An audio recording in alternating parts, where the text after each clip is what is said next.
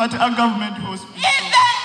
Uganda has today commemorated the International Anti-Corruption Day 2024 with an emphasis placed on promoting effective participation of the youth in the war against corruption. The Prime Minister of Uganda, Right Honourable Robin Nabbanja, represented President Yoweri Museveni as the chief guest. However, the day comes at a time the country is grappling with a new trend of corruption, mainly through cybercrime and transnational fraud, impersonation of top government officials to con potential investors in Uganda, and several others which has cost the country huge sums of money every year.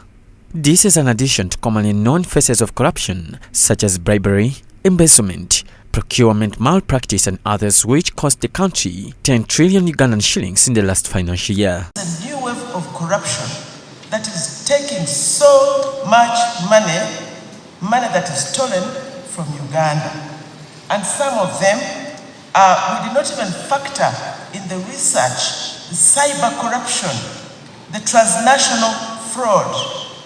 During the commemoration of this year's International Anti-Corruption Day in Munyonyo, the government recommitted the intensification of the fight against corruption by launching the Youth Campaign Against Corruption. The President of the Republic of Uganda, General Yoweri Kaguta Tibuhakuka Museveni, I officially launched the Youth Campaign Against Corruption.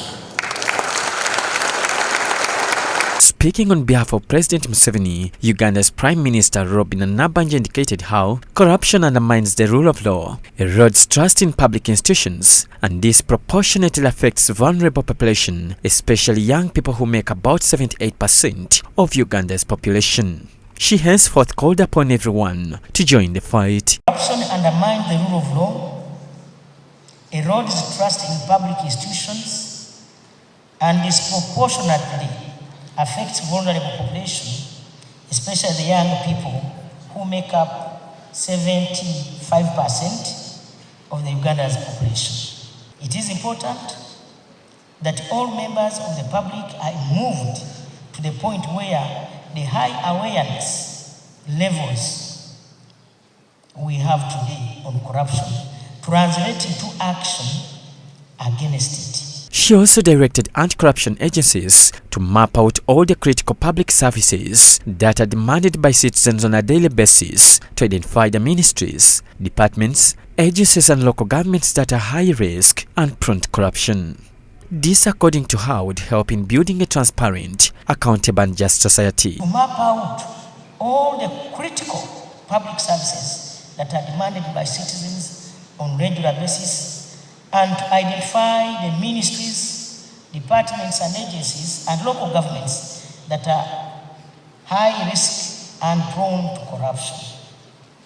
Once this is done, appropriate strategies to fight the corruption and ethical practices should be developed. However, in order to combat corruption out of the country, the Inspector General of Government, Betty Kamya, wants the government to enhance the budgetary allocation for anti-corruption agencies. She cited an example of Tanzania with 100 regional offices compared to Uganda's 16 regional offices. Collective budget is only about 320 billion shillings. Can you imagine? You want to rescue 10 trillion and you invest 300 billion to rescue 10 trillion. In Tanzania, for instance, the equivalent of the IGG in Uganda has 100 regional offices. On behalf of anti-corruption agencies, the Auditor General Edward Akol revealed how the agencies continue facing a number of challenges, including moral decay in society, judicial delays, political interference and others. He indicated the milestone achieved in the fight against corruption. Here we seek to establish regional registries for the leadership court tribunal to decentralize access, fostering greater transparency and ease of engagement with justice mechanisms. Engaging citizens in procurement oversight is another strategy that we are going to enhance. We intend to... Other government ministers, directors and youth leaders also amplified their voices regarding corruption in the country. Against corruption begins in our homes and schools, communities and families, and educators We must install values of honesty and integrity in our youth from early age. Religious and cultural leaders also have a crucial role to play. I'm happy that Bishop Rwera and all the other bishops have been champions in this fight.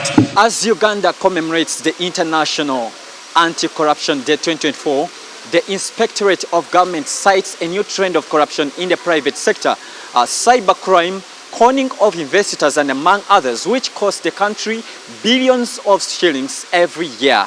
But yet, the question of who and how corruption can be combated out of the country remains for me and you to answer. For Church of Uganda Family TV, I'm John Baptist Ahumza.